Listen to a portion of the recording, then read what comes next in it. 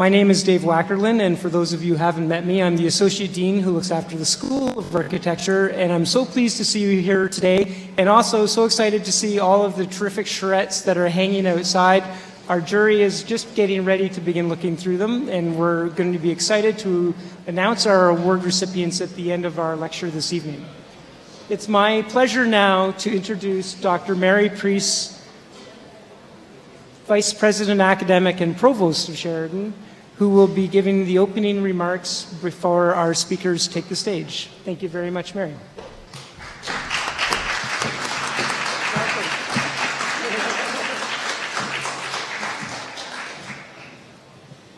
Thanks, Dave. Glad to be here. This is pretty exciting. I'd like to wish a good evening to you all, especially to the students from the architecture program, to members of our executive and the Senate, to any deans and associate deans who are here, to all of our faculty, and to our visitors and viewers who are coming from outside from other campuses, and hopefully got in here just before the rain started. Welcome to the School of Architecture Technology inaugural Architecture Week. Tonight's feature is our guest lecture as part of the Sheridan College Creative Campus series of speakers. The Hazel McCallion campus is currently under construction of its second building. I cannot tell you how excited we are to watch the rapid progress and to learn of the progress while construction moves forward. We will eventually enjoy the final product when the School of Architectural Technology begins classes there in September 2016. Of note are the sustainable design principles that are planned to be integrated into the new program. These strategies are ambitious, timely, important, inspiring, beautiful, and urgently necessary. The development team overseeing the project includes two excellent and well-respected architectural firms, Montgomery Sizem Architects and Moriyama and Tashima Architects.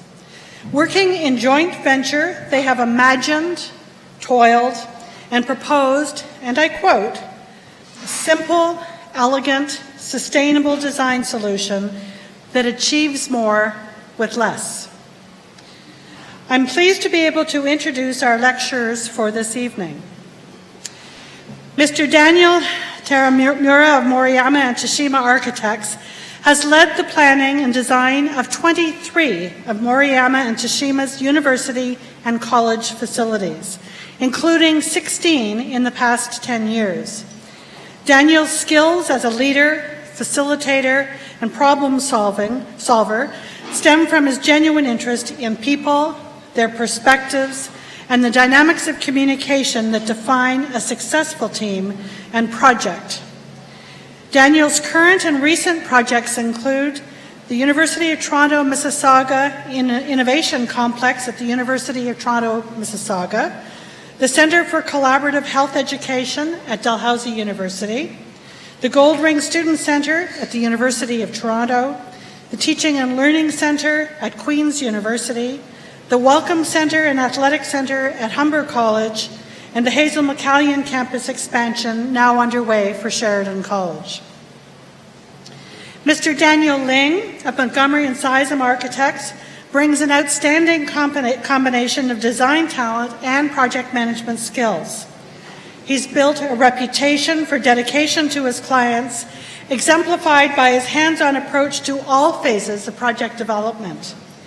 Daniel has taken a lead role in many of the firm's educational projects, including the University of Toronto Scarborough Arts and Administration Building, the University of Toronto St. George Campus Exam Centre, the Humber College F Health Sciences Addition, the Humber College Learning Resources Common, Carleton University's new Health Sciences Building, and now the Hazel McCallion campus.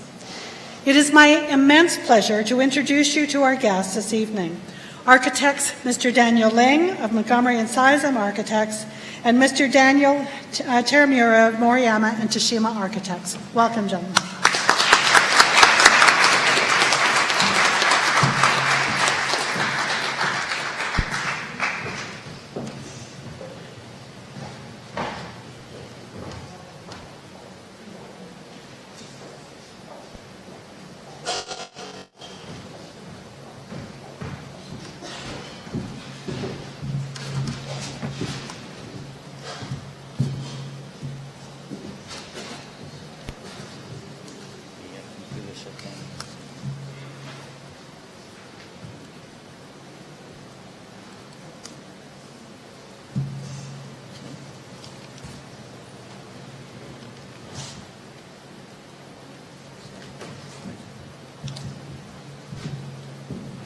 Hi there. Maybe just to set the record straight here, I'm Daniel Taramura, and this is Daniel Ling, so you can keep track of who we are. Our two offices are collaborating on the Hazel McCallion project, and the collaboration of architectural firms is, in recent years, has become quite common. If you go back 10 years or so, a lot of projects were done by individual firms as opposed to collaborations, but in recent years we found that we can, by working together, by teaming up, we can bring the strengths of our individual firms together in a way that is much more effective than we could be on our own. But what that means is that you have to be able to work together very closely in a very collaborative kind of way. And I know this is something that in your programs, I think you're learning that. You're learning how to work effectively in teams, and that's a critical part of what we have to do to create buildings, especially high-performance buildings like the new Phase 2 building at the Hazel McCallion campus. Working together, when you haven't worked together and you team up on a project like this one, which is a very major project, it can be a little bit risky because you're contractually bound together for 2 or 3 years, to complete the project. And if you haven't worked together before, I guess it's a little bit like getting married without dating first. It can be very, very stressful at times. But our two firms have found the process of working together on this project to be really, truly enjoyable, and we have a great client, and so the project has been one that we've really, really enjoyed working on. In a world where sustainability is really taken very seriously, it means that the design of a new college building is full of challenges. And I'll turn it over to Daniel now. Thanks, Daniel. So I'm Daniel Ling. So we had titled this talk, Lessons from a Smart Building. And so when you think about smart building, we often associate it with building with an intelligent automation system. And in this case, we like to broaden the definition to being a building with simple and smart design solutions. So we're going to frame this talk around how a smart building can help colleges solve many of the challenges that they face today, including increase in energy costs, changes in enrollment. Colleges are often rapidly growing. Changes in technology, how you use technology in your educational space, and change in pedagogy. Changing technology and to change the way you teach often require flexible spaces that we have to design for. So we're going to use the Phase 2 HMC building as a case study to talk about how these challenges are solved and what sustainable strategy we came up with in this design. And in particular, we want to talk about how it solved the following questions. How can we reduce energy consumption and cut operation costs in the design of a building? What are the best ways to achieve a high level of flexibility and adaptability in the design of a building? How can we achieve an economy of means? How do we do more with less? And how do we engage and inspire building users about sustainable design through architecture? So we've organized this talk around these 4 topics, but before we get into that, we want to give you an overview of the project.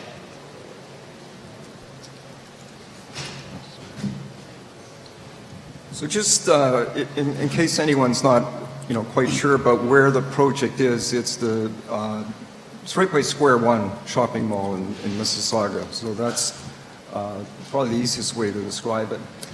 It's very kind of centrally positioned between the 2 other major campuses for Sheridan. So the program for the building, the types of spaces that are going into it are very, very interesting. It's primarily made up of the programs for architecture, interior design, interior decorating, and visual merchandising. Really very creative disciplines, and that's very much a part of the concept of the campus and of Sheridan as an institution for creativity. So what I'm going to do now is take you through just very quickly on a high level, how the building is organized, and then we'll take you on a tour of the building itself before we get into some of the more technical details. The building was really conceived of from the inside out. The classrooms, the teaching spaces are some of the most important spaces, and there's a lot of them. And so that was the functional module that kind of drove the plan, in a sense, of how the building was arranged. So we start off with a very simple relationship of the classroom spaces. And on the site, we found that the approach that worked very, very well was a very simple organization of 3 bars of functional space, and we'll get into this in more detail. So the green here represents classrooms or instructional spaces. The center bar is support type spaces or shared spaces.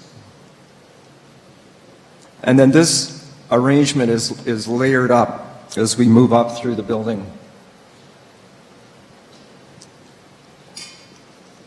Now, a critical feature of this building is an atrium space that rises up through the building right from the lowest floor to the top floor. And this is a really important feature for the building because it was a way for us to capture the idea within the building of this creative spirit that is really fundamental to this building.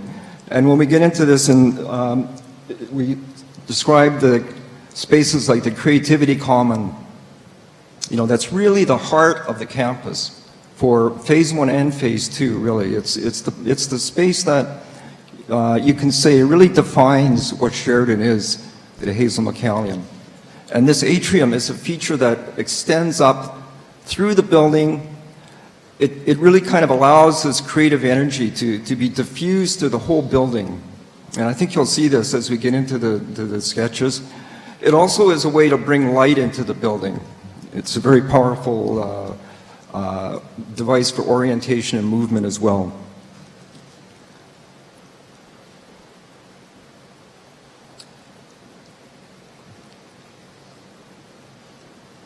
So here we are highlighting where the atrium space is within the building. And then this is really a very simple diagram of how the building is organized. We have instructional spaces on the upper part. We have the atrium space that is the connective volume that goes through. And then the lower floors are really where we have a lot of the shared spaces that are focused on creativity.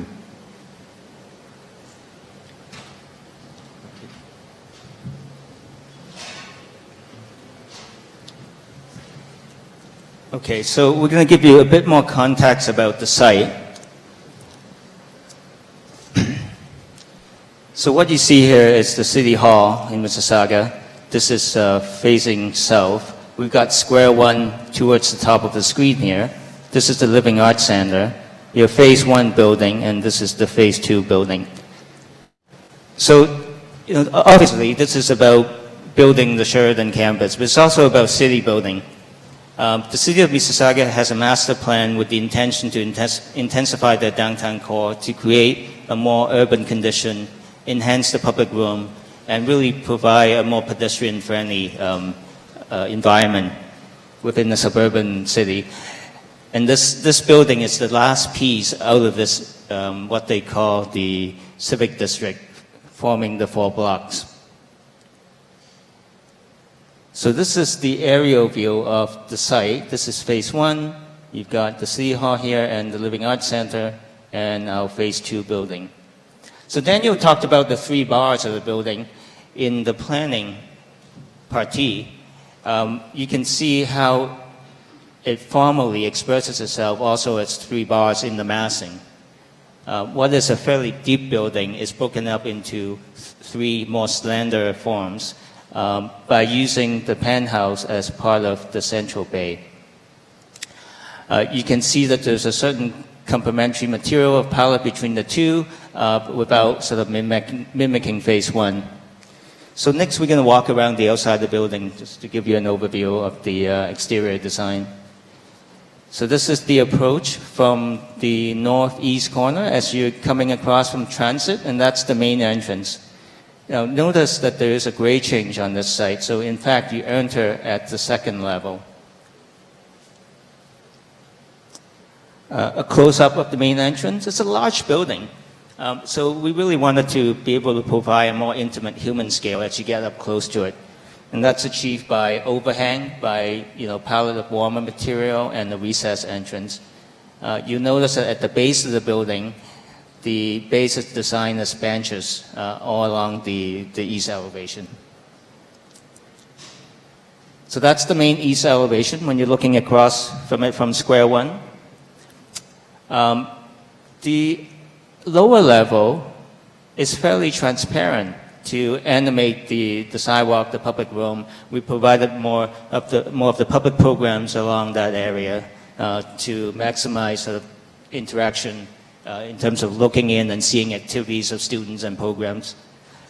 The upper level, 3, 4, and 5, generally are instructional spaces. So notice the more regular window. But notice how it opens up towards to reveal more public functions.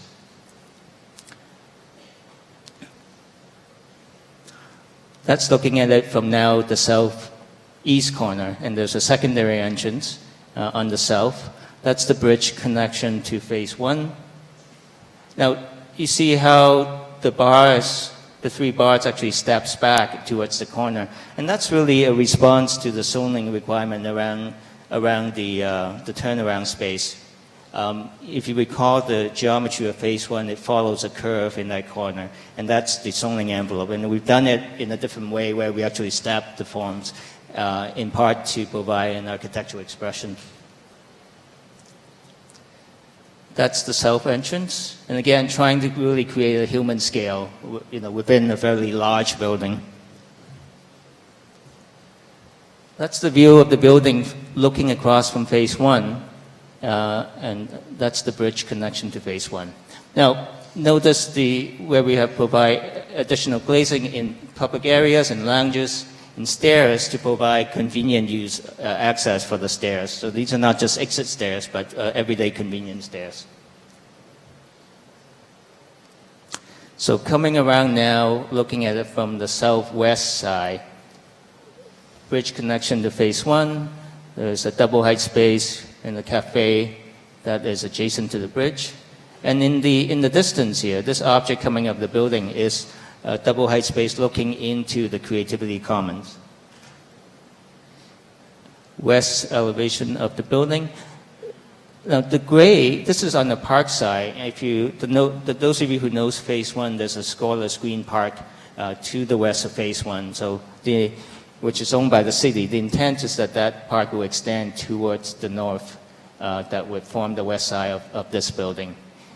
Again, fairly regular window pattern for the academic space, but it opens up where we have lounges, Creativity Commons, and other public spaces.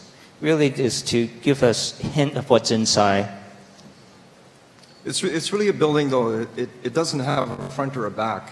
It has an exposure on an important street on the one side facing Square One Mall, and then on the other side, it's got an elevation that's facing Scholars Green. So both elevations are treated as important elevations. And this is a section cutting through the middle of the building. The atrium that connects Creativity Commons to the rest of the floors that Daniel mentioned earlier. So you actually come in at level 2, and there's this fairly sculptural features there that connects all the levels. It connects down to level 1, where the Creativity Commons opens out to the park level. It connects you up to level 3, where there's the bridge connection to phase 1. And it's really intended to provide a fairly dynamic space with a lot of visual connection between all the programs. And we'll talk more about it when we get inside the building. Another view from the west side, and that's the main north elevation. Sheridan really wanted to find an opportunity to provide branding with the building, and so there's the famous Sheridan S that's going to be put in front of the feature stair on the north side. And now we're walking towards the main entrance, and notice that there's a glazed box here, which is going to be the gallery. And it's a gallery space, but it's also a bit of a showcase space from outside the building. So if you have a show going on the inside, it's something that you would be able to promote that you can see from the exterior. I'm going to pass it on to Daniel. So now we moved inside the building from the north east corner, which is the higher part of the site. And as you enter the building, you're coming right into the Creativity Common and the spaces related to that. So the first thing you see here is the Institute for Creativity. On this side is the exposure to the Duke of York Street, which is the side that's facing the mall. So this is the floor plan.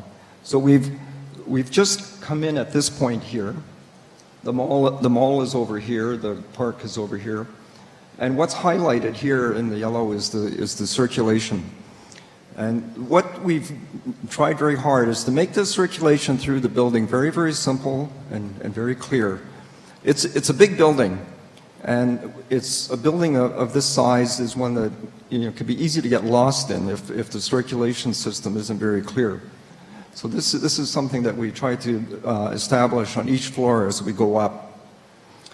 The other thing we've done is position the stairwells at the ends here, the main stairs, as well as there's a feature stair right in the middle that rises up through the atrium space.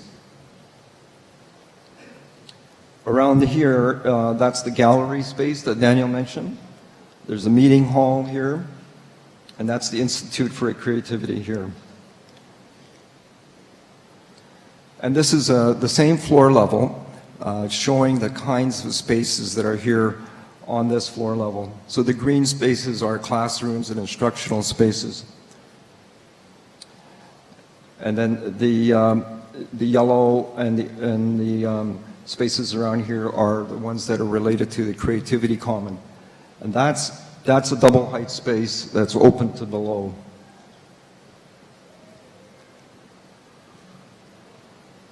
And so this is a view looking towards the Institute for Creativity. And now we're inside that space, one of the unique teaching spaces within that.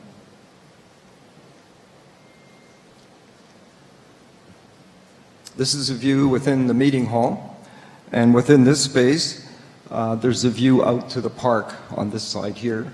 And if you were to look back through that way, you would be looking into the Creativity Common. So now we've moved down one level here, and we're at the level where the site drops off to the south.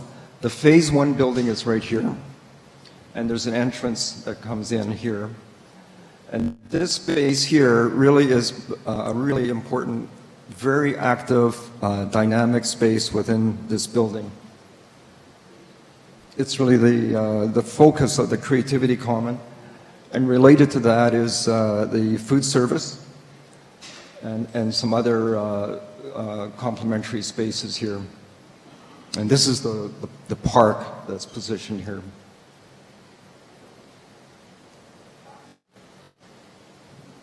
And this is showing the types of program spaces that are located here. So this is a view of the Creativity Common here. And what we're seeing here is, beyond here is the park. That's the food service on this side. And then the upper level that we came in on before overlooks this.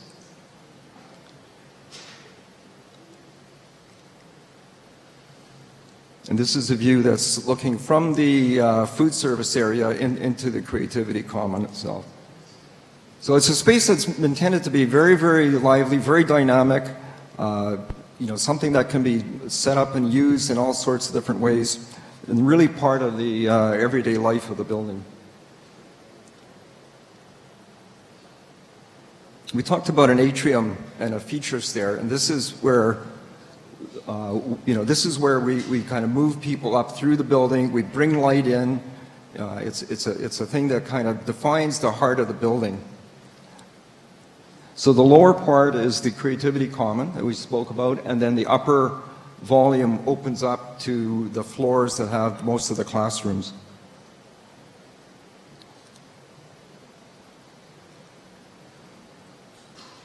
So now we moved up to the third floor. And again, this feature stair that kind of winds up and connects all the floors.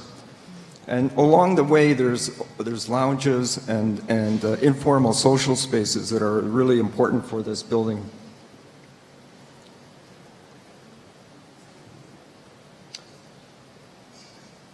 So here we are up on the third level now. That's the atrium space there. So that previous view was taken right here. And this is the level that connects through to the Phase 1 building. It's a very direct movement system that allows you to get right into that Creativity Common from Phase 1. And on this floor, we start to see a lot of the classrooms. You can see that in this plan here. Now we're moving up to the fourth floor, again with the feature stair and the atrium. And as I mentioned, kind of related to that are these kind of lounges and social spaces for informal learning. And this is the fourth floor. So that lounge space that we saw just recently was this space here. Again, very clear circulation, very simple to find your way around. And a number of small gathering spaces, as well as the corridor itself is designed for informal use.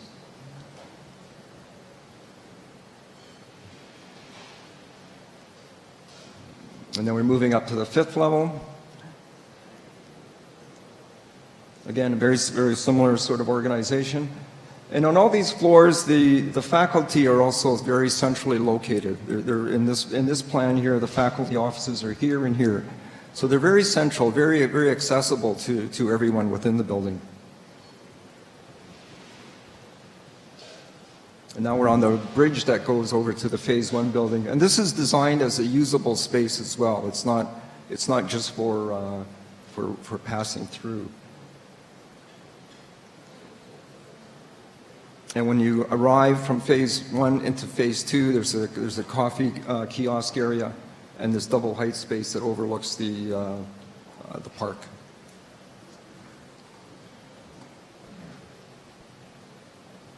So we're back to the section that shows the overall organization. And you can see the atrium space here that we mentioned.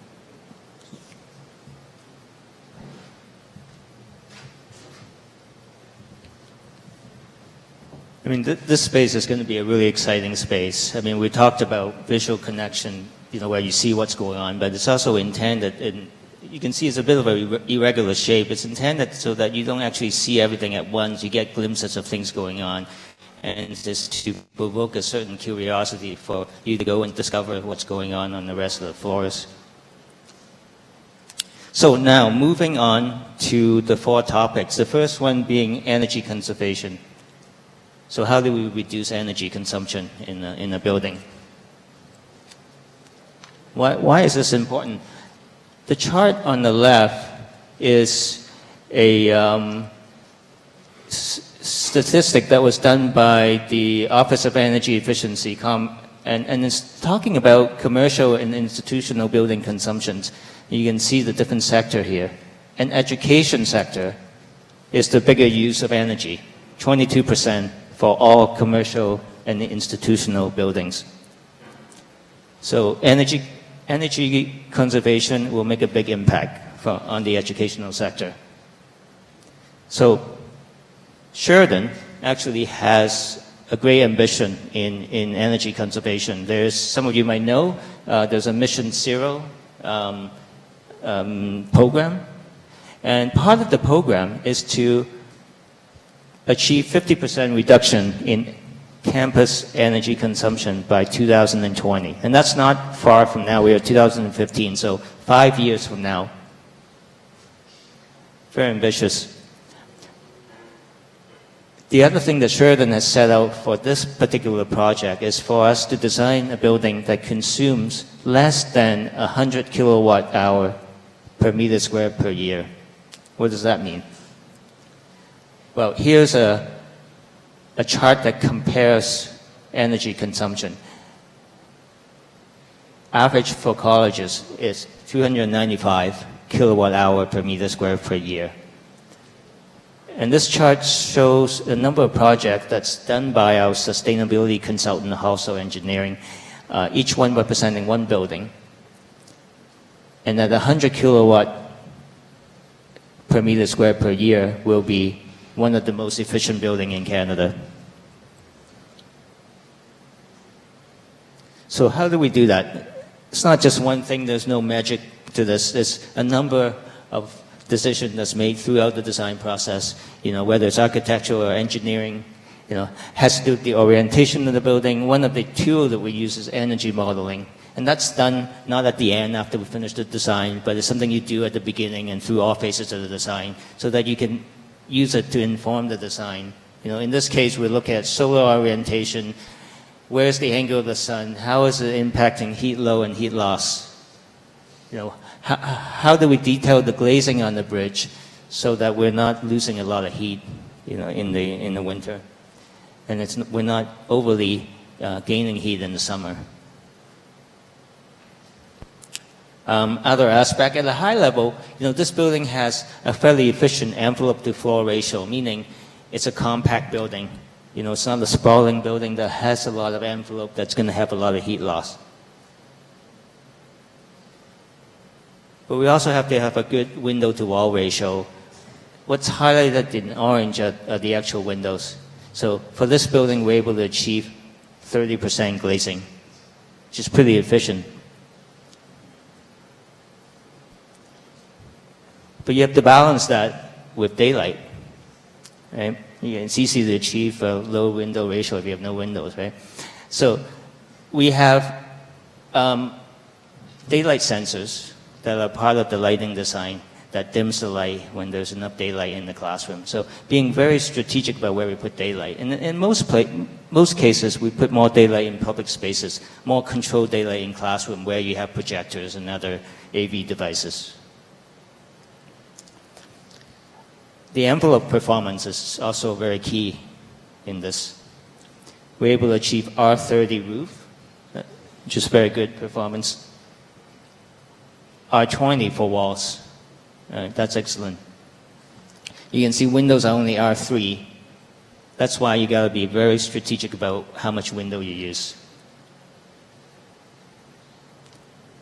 And this really gets down to the details as well. How do you achieve an R30 roof? Well, the detailing of the roof, the assembly, the type of insulation you use. How do you achieve an R20 wall? It's not just insulation, because you get co-bridging on how your cladding meets the structure. So the type of clips you use to hold the cladding, the type of gasket you use to separate the clip from the building sheathing, every single detailed decision affects the overall performance. We talk a lot about the architectural impact, but there's, you know, the engineering systems are essential to energy conservation. You know, many features in this beams. We're using ventilation, condensing boilers, heat recovery chillers, variable speed drives.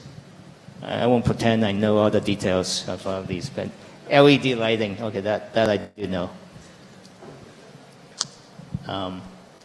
Building automation system, it is key. How do all these systems function efficiently as a whole? But it's not just the building automation, it's the feedback that it gives you, so that the building operator and facility managers can look at the performance of the building over time, over different times of the year, and fine-tune it to increase its performance from year to year. So this is the results. On the left is a chart comparing energy savings of our building in blue to the reference model based on the ASHRAE 90.1. So we're 30% energy saving comparing to the model, which is some average that's set up by ASHRAE. On the cost side, we're 40% cost savings relative to the model. What does that mean? It equates to roughly $120,000 savings, $120,000 savings annually, and we're able to do that because we achieved 96 kilowatt hour per meter squared per year. So Sheridan's goal was 100 kilowatt hour. We were able to get below that. So this is the 120,000. That's real savings to the users. Right? It's not just sustainability for sustainability's sake. It's actual savings.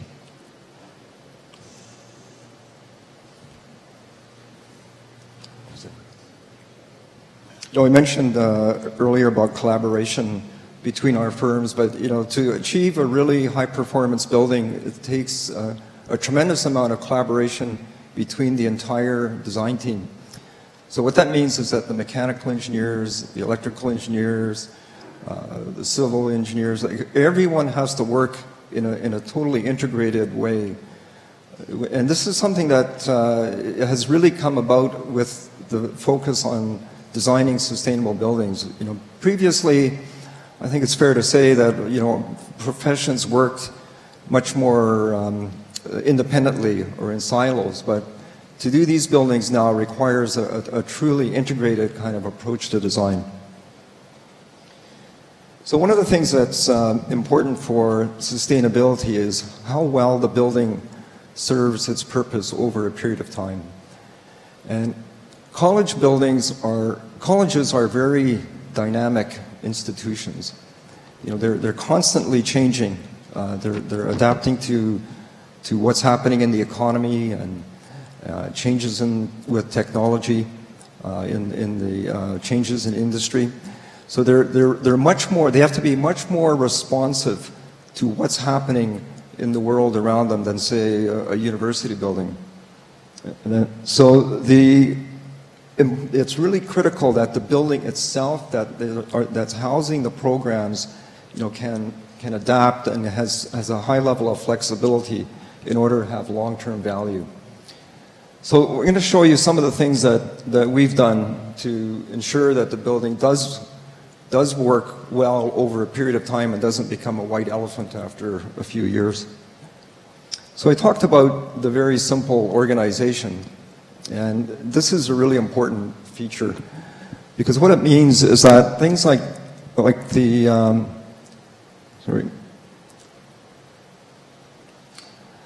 spaces like classrooms can be reconfigured in different ways. Walls can be removed, classrooms can be opened up, because these are the kinds of things that are always changing over time.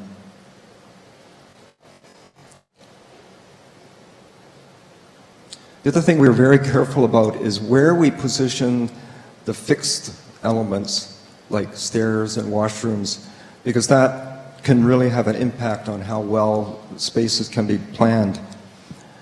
So in our project, we have really quite large areas of contiguous space that can be laid out in different ways.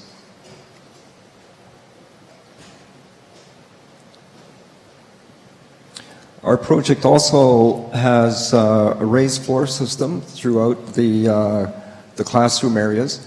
So a raised floor system means that you're having, you can have power and data cables that are running underneath the floor and coming up to wherever they're required for different furniture arrangements, as opposed to things that are cast into the concrete slab and fixed.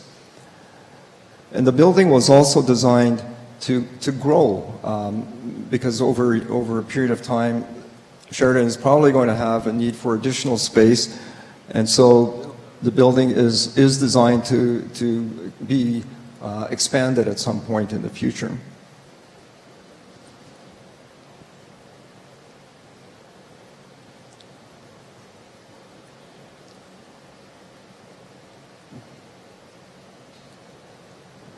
So one of the important requirements for a flexible building is to have a flexible infrastructure as well. And with our plan, we were able to get a very, very clear arrangement of mechanical ducts and distribution, which is shown in this diagram here. So that, again, the rooms can be adjusted, but the mechanical system would just plug in as required.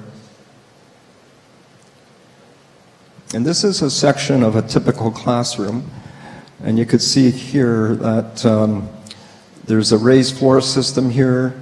There's quite a generous amount of space within the classroom, and especially above the ceiling, because that's where you have things that are you have mechanical equipment and ducts that have to be run through there and possibly changed over time.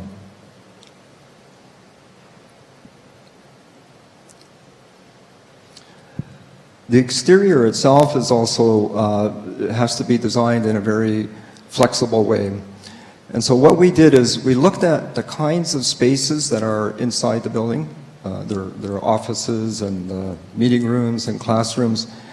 And we proportioned the windows to allow different types of spaces to be positioned virtually anywhere along the exterior wall.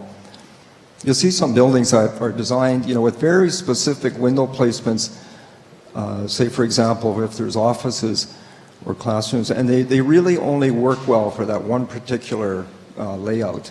But we were very careful to design a facade that allows different types of spaces to be located.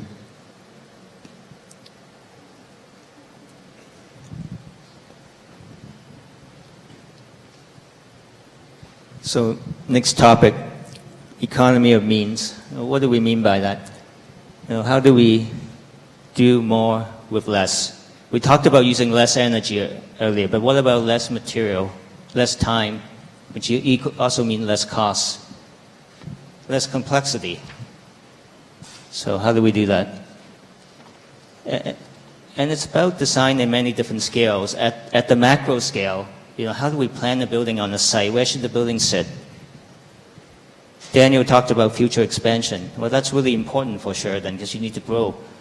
But you can only do that if you allow room for it. We're able to create quite a compact building footprint, which is good for this building, but it's also good for maximizing the potential of the site so you can grow in the future.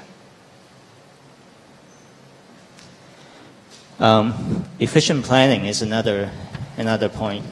So I don't know if you can see the numbers, but down here we have 1.57, so that's net to grow ratio.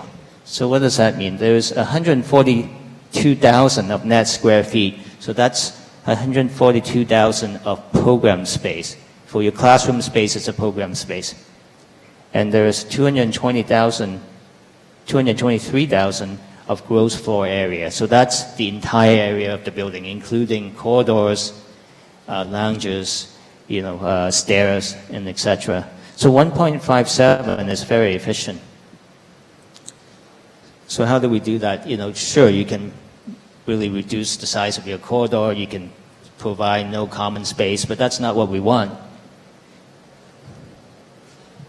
So part of that is being really strategic about how you can co-locate spaces that has a certain synergy so that they work more than the sum of its parts.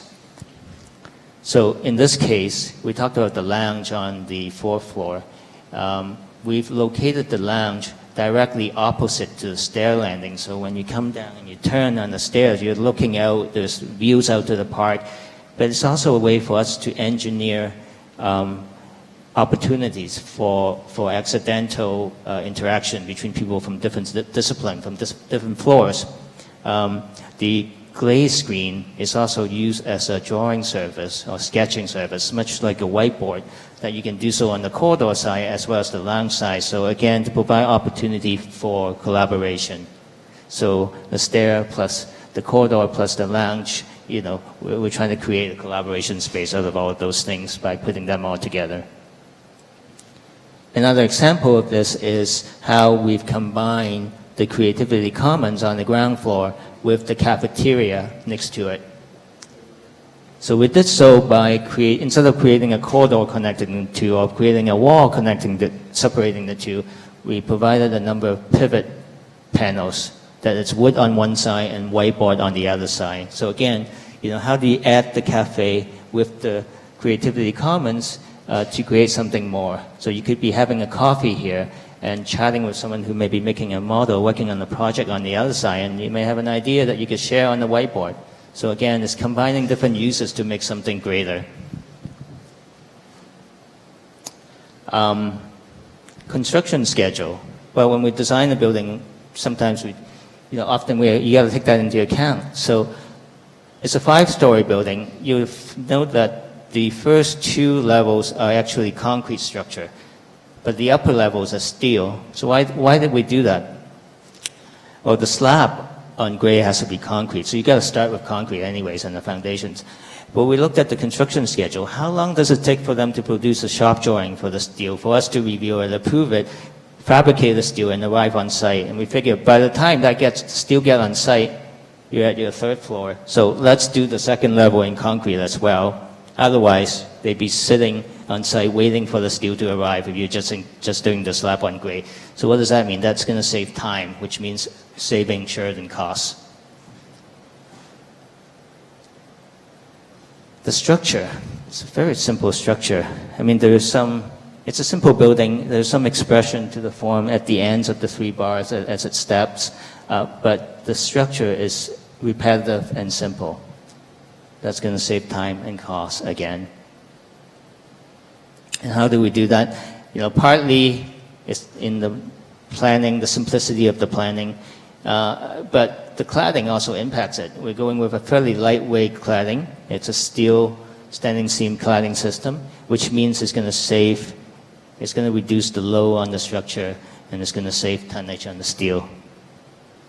The other thing about the cladding, it's a really simple cladding. It's a standing seam system. It's an off-the-shelf system, but we've combined it with curtain wall caps and some custom shapes when it transitioned from solid to curtain wall.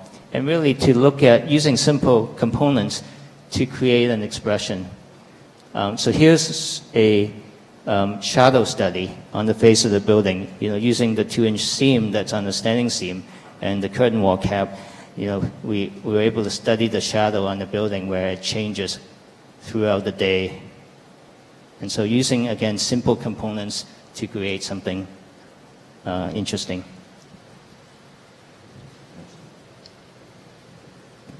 So this idea of the living lab is something that's a really critical concept for the building.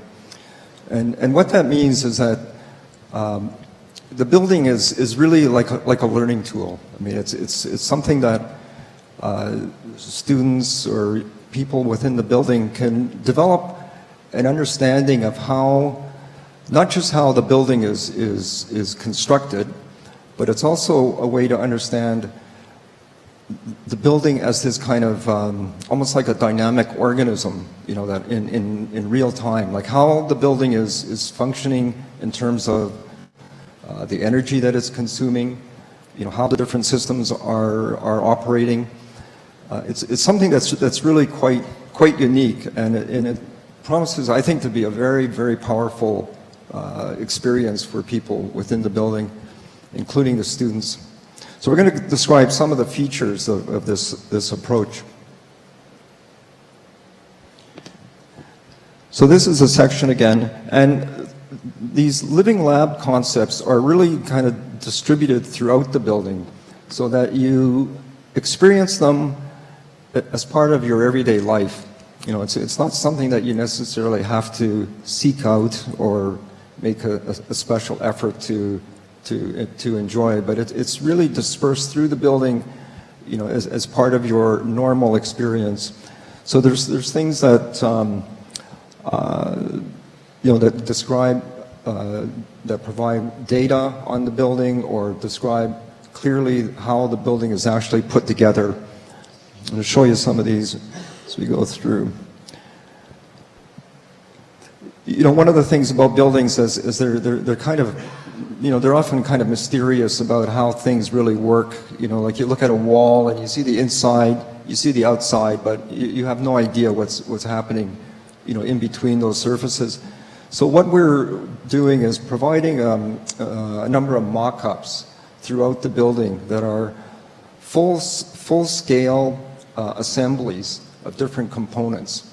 So say, for example, like an exterior wall or parapet, and it's done in a way that you could, right at eye level, you can see exactly how these things are put together. You know, this is, I think, going to be a very, very powerful sort of learning tool or opportunity for students.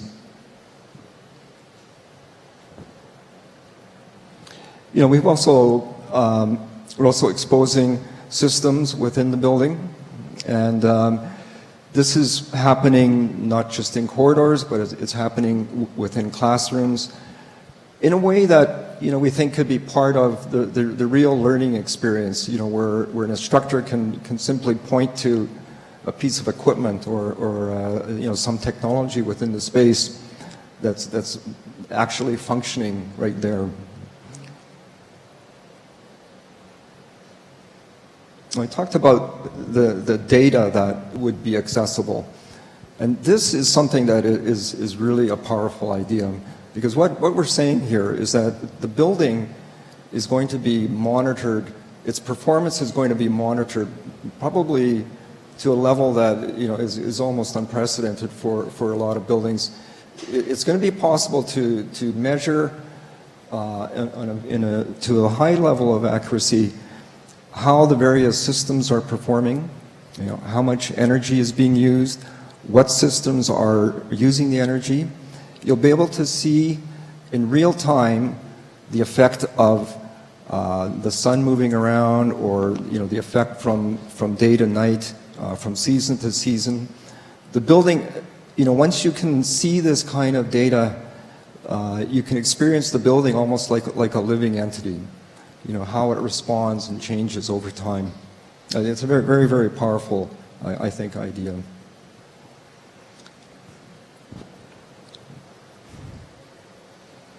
As well, we have just simple signage that's located through the building.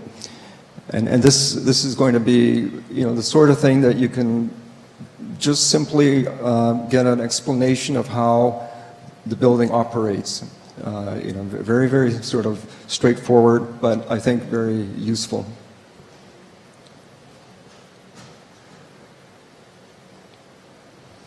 So as I say, the building it's taking this living lab idea, and we're trying to make it work really as part of the everyday life. You know, that by providing this opportunity to experience how the building works and how it's constructed, we think this is a really critical platform for students, especially, you know, to go out and build a sustainable future.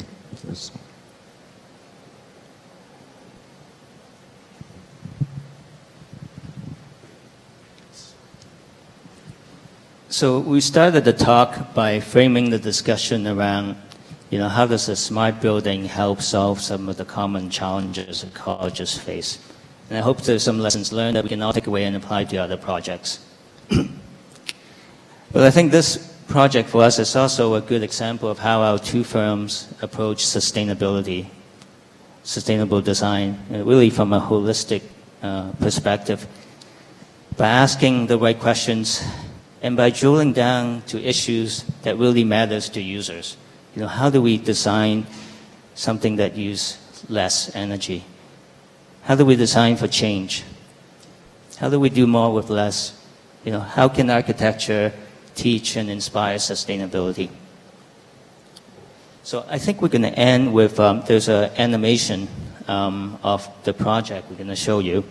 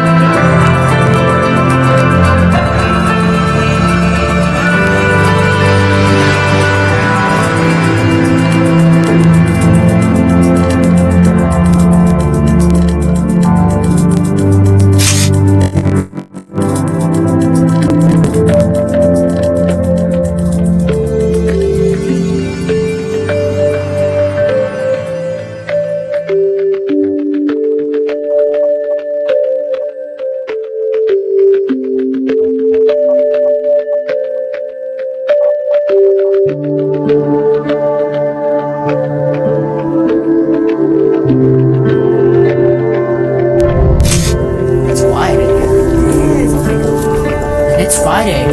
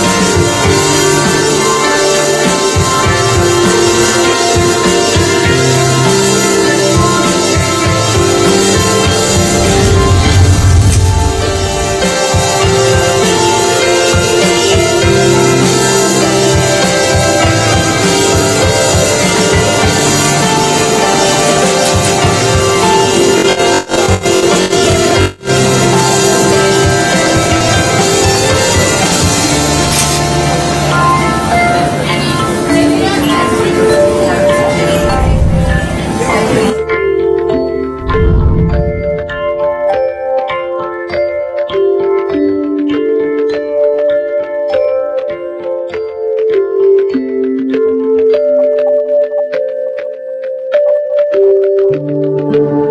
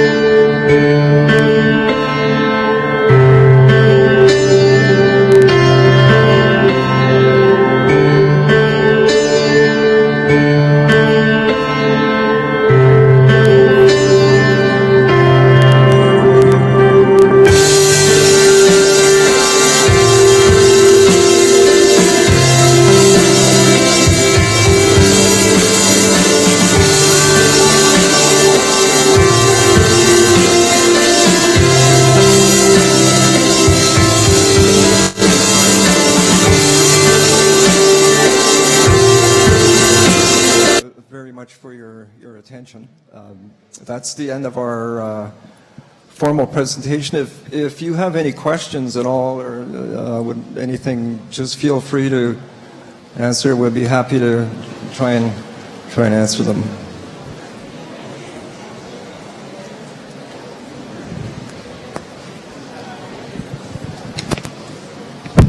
Hi, the question I have for you guys is that did the design of HMC Phase 1 have any influence or impact on the design process of HMC Phase 2? Yeah, absolutely. We studied Phase 1 quite a bit, especially with regard to the exterior treatment and the material palette. As a neighboring building, we want it to be something that is compatible. It has to be distinct. We didn't want to just copy Phase 1, but I think if hopefully when you see the two together, you'll be able to see that there is kind of a kind of acknowledgement of the Phase 1 building in the way we did the exterior of Phase 2.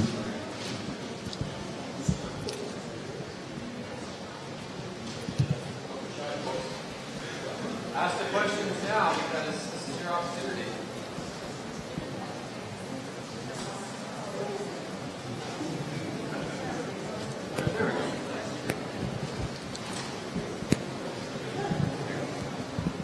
I know that you're designing it for energy efficiency, but I know that a lot of students have issues with power outlets and that sort of thing for their mobility, the mobile computing program. So if you need to plug in your laptop somewhere, is that being taken into account for all of these creative spaces? Yeah, for educational buildings, whether it's college or university these days, we focus a lot on what student does in between classes and where you hang out, whether it's a bench or a counter. So yes, absolutely. Wherever there is a space for you to set, we've located outlets, for your devices. Hopefully, the next little while, we'll have devices that will hold a charge for more than 2 hours or something. That we may actually get to a point where, if you've got a laptop or a tablet or some other technology that you won't have to have it plugged in all the time. But it is something that is being, we're accommodating that in this design.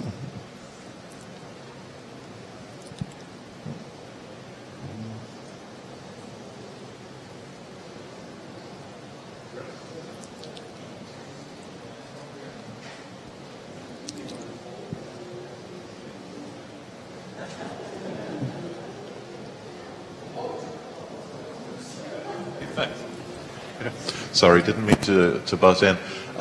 Just really intrigued by the idea of the living laboratory and how accessible will the data information be to the general person in the building? I mean, can I plug in a laptop or can I access a site which puts up a dashboard and shows me what the building is doing? Is that the idea, or is that only for certain specialized people?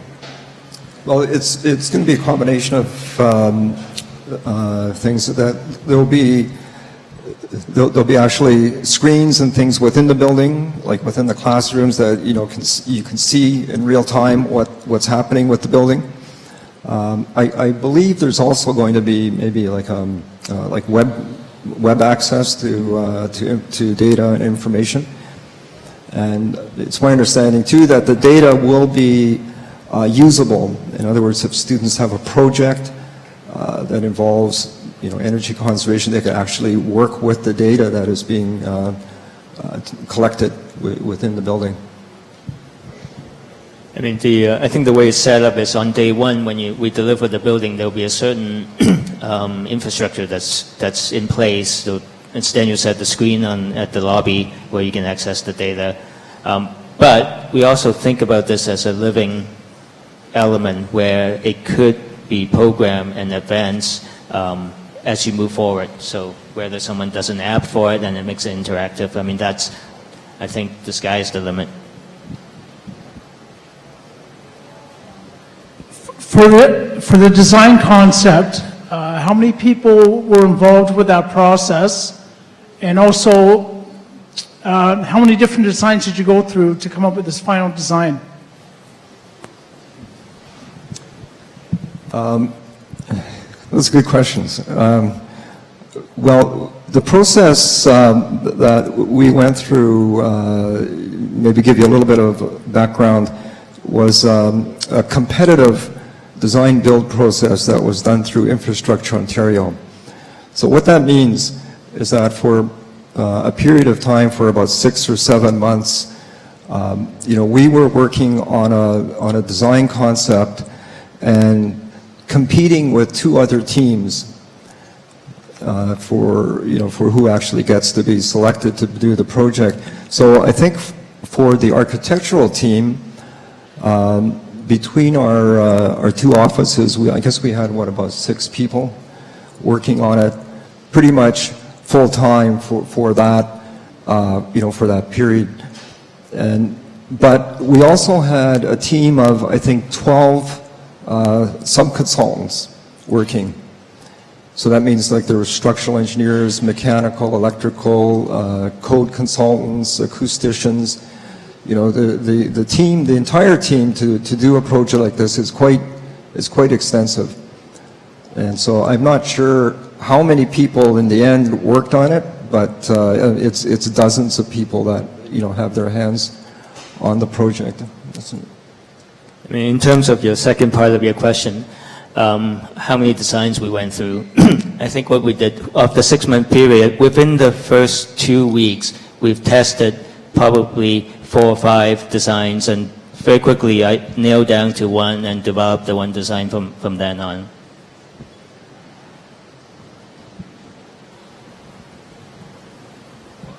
Hi, what's going on? What are the things that you guys consider with energy modeling? I got solar orientation. What else? What other things were along the lines of that? Energy modeling.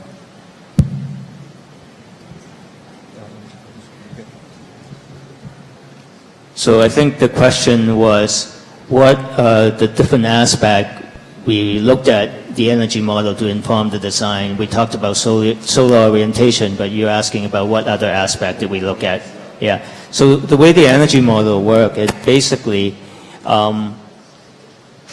you have to input sort of design for each of your systems. So the mechanical system would be modeled in the energy model, electrical system would be modeled within it, how much water usage would be modeled within it. So pretty much all of the basic building system would be modeled within it.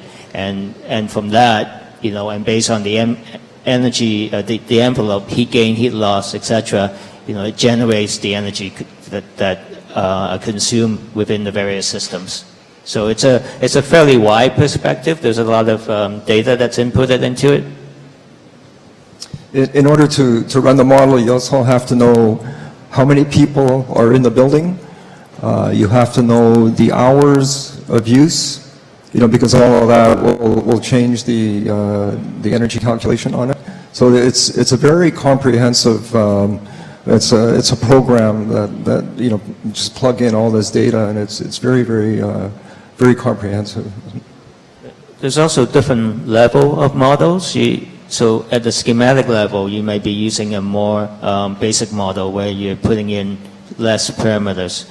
And towards detailed design, there are more elaborate models, programs where you're doing a more detailed model as you have more information about the project. Hey there. It's great that you guys are looking at energy efficiency and energy consumption. Have you guys looked at anything else to reduce the environmental impact, like reducing the heat island effect, or putting in carpooling lots, or bike, what are they called? Bike racks? Sure, yeah. So what we didn't talk about today was that this building is actually LEED certified. It's going to meet the silver target.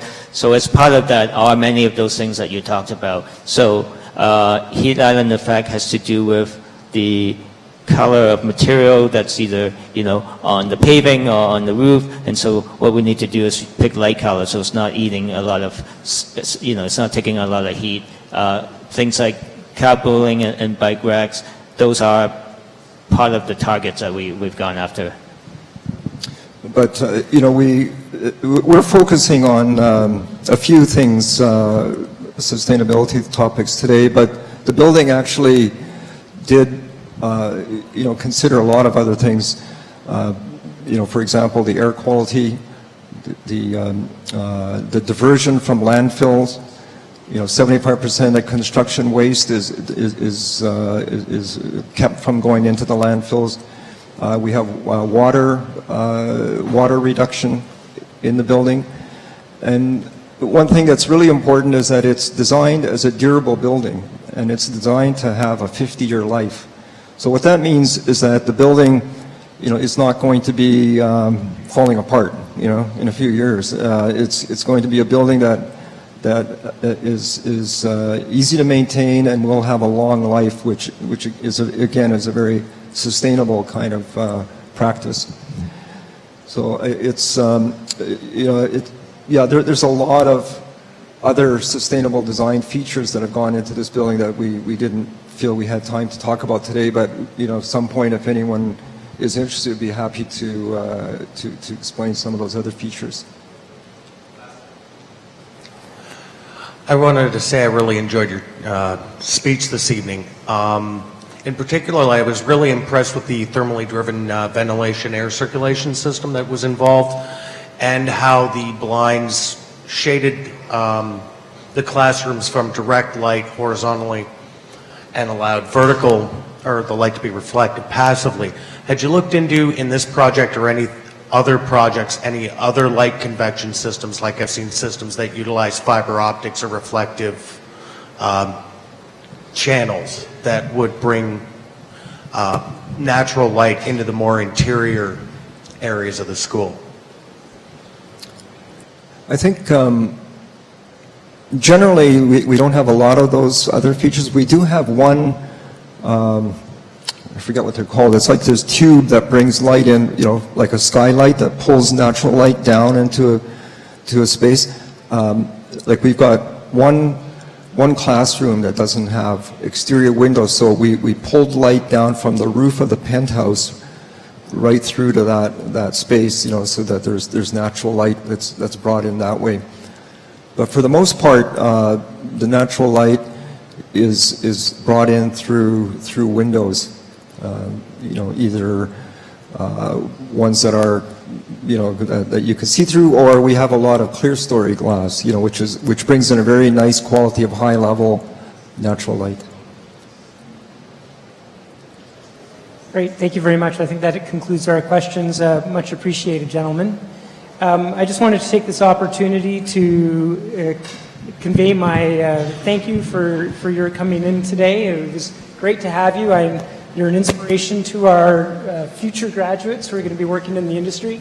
I know it's exciting to work on an architecture school as an architect who's been to school. And I was really impressed in your presentation how you really address all of those features that I know that our architectural technologist graduates will be working on, from macro design decisions around the site and the shape of the building, right down to specifying the kind of metal that's used on the clips to fasten on the cladding. So really good to see that full experience of what people are going to be doing when they get there. And right down to visualization of showing how you sell a building, how do you convince somebody that it's a great design. So gentlemen, I really appreciate you coming in, and I have a token of our appreciation. There you are. Thank you very much. Thank you very much for coming in this evening. It was great to have you. We do have two more pieces of business to take care of this evening, happy business.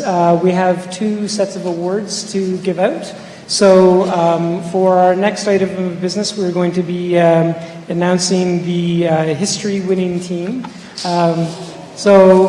On Tuesday, our first-year students ventured into downtown Toronto to do a walk-in tour of the city and visit some architecture firms, and they took pictures to spell the word Sheridan out of building elements.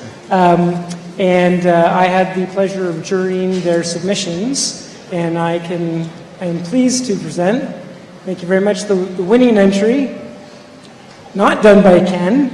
There we go. So the winning entry, which was completed by, and I will now make an attempt at the names, Lakia Jacinto, Elijah Atenzia, and Michelle Vin, and Michael Sylvester, and from Randall Lasco's history class. So congratulations. And Shannon has a prize for you.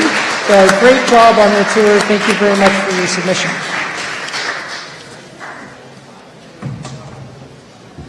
And shall I release you, gentlemen? For our last one, I would like to introduce our jurors. So maybe I'll take the opportunity to release you, gentlemen. Much appreciated. Thanks very much. Terrific.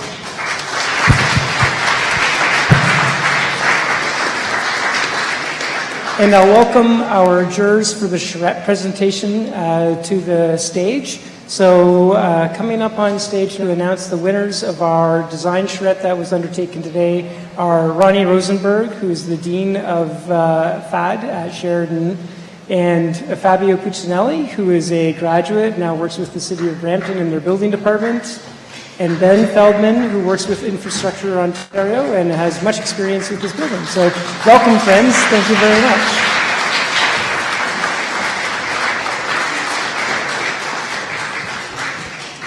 So I'm just going to take the opportunity to congratulate all of you.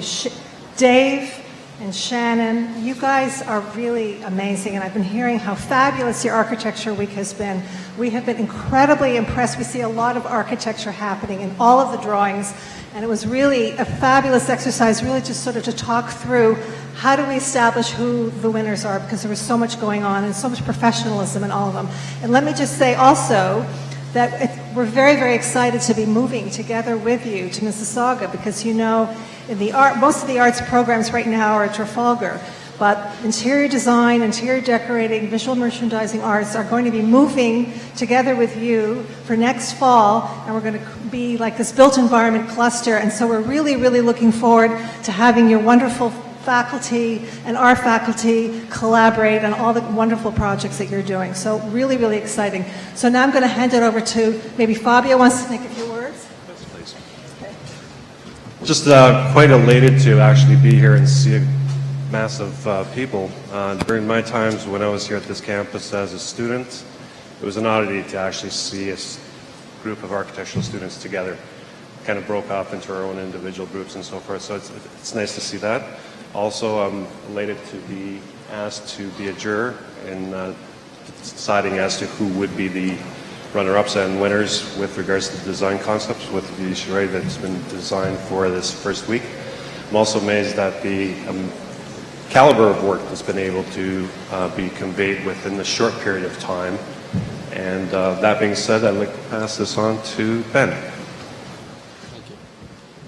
Would you like to find out who won? Okay. To maximize suspense, we'll start with third place.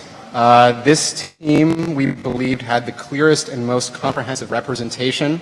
We were able to understand your project in great detail.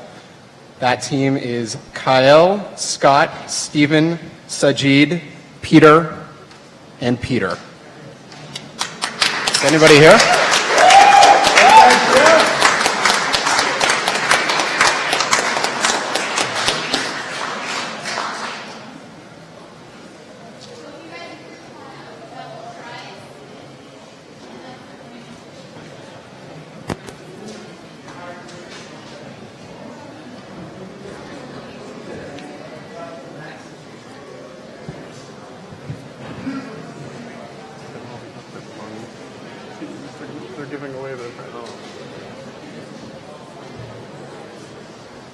Congratulations.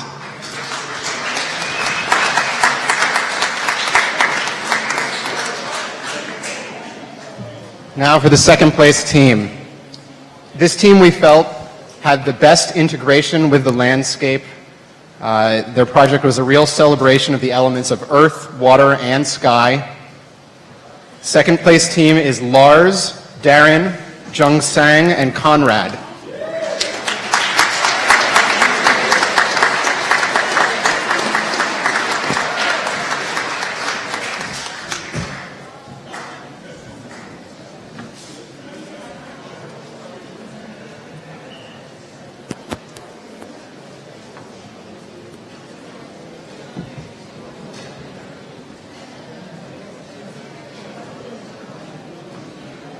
Congratulations to you. Now for the winner. By unanimous decision, for clarity of design concept and also the clarity of their drawings, we give the first place prize to Molly, Shin, Kate, Gil, and Steve.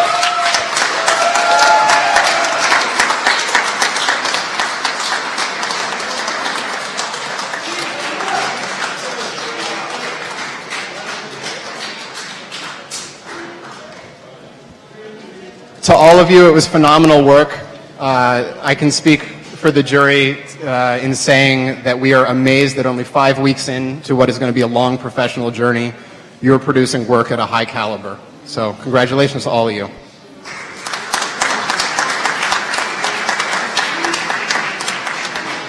Thank you, Dave.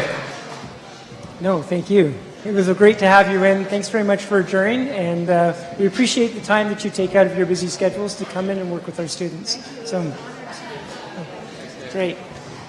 So I suppose we're drawing close to the completion of our evening, and we have one more excellent day of Architecture Week left. Tomorrow we have Mathapalooza in the morning, which is nothing but good times. We'll be making huge structures together of the geodetic nature. And in the afternoon, I'm looking forward to seeing the outcome from Vito's brick holding competition, and I know we'll be crushing some structures, which is always fun. I remember doing that as a student myself. And just to close us off, I just wanted to say thank you very much to our esteemed guests, the Daniels, and to our jurors who took the time to come into us, and especially to all the event organizers. In particular, Shannon has been working tirelessly on this so really very exceptional effort, quite well done. And to all of our faculty who are here tonight, it was great to have Vito and Chris and Ken and everybody else here. And to you, the students who are working on Architecture Week, job well done. One more day. Congratulations, and see you tomorrow.